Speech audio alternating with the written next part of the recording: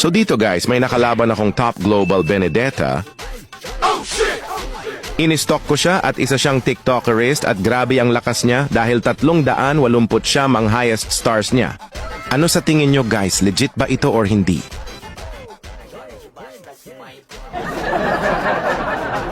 Top 4 global zilong na pala ako guys, share ko lang. Lagot ako dito dahil walang gagawin zilong ko nito, hahaha. Gold lane sana ako kaso nag-adjust ako dahil may random na gold lane kaya ayun hirap na hirap ako dito dahil ni freeze lane pa ni Call Id ang mga minions.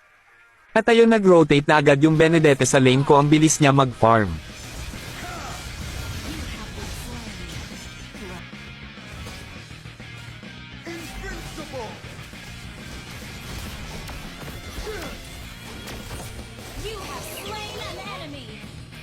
Ang galing talaga nito mag-Benedetta dahil ang bilis ng kamay niya.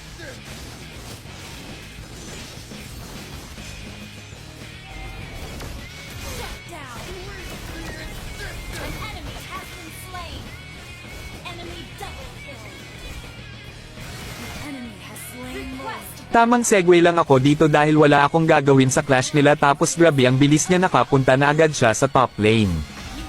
Oh shit!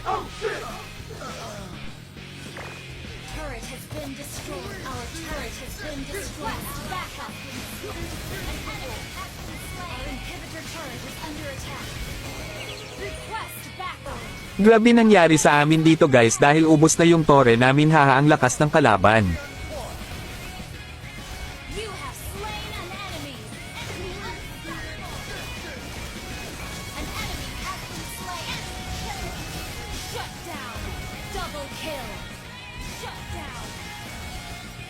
Ang hirap na din palagan si Benedetta dahil may kasamang Angela tas parang ako tina-target nila.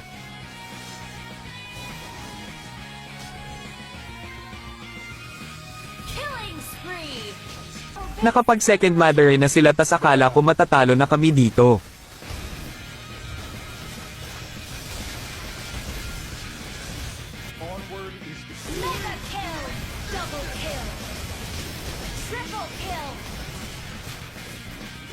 Buti na lang malakas tong kasama kong Lunox, haha. Ayun, target lock ako ulit ni Benedetta, haha, parang may galit na sa akin.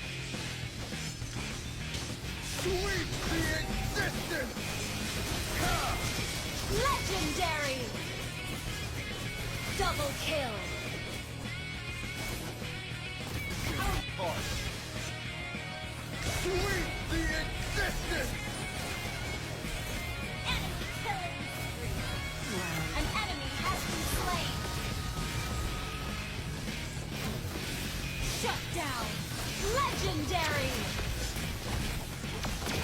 Double kill! Triple kill!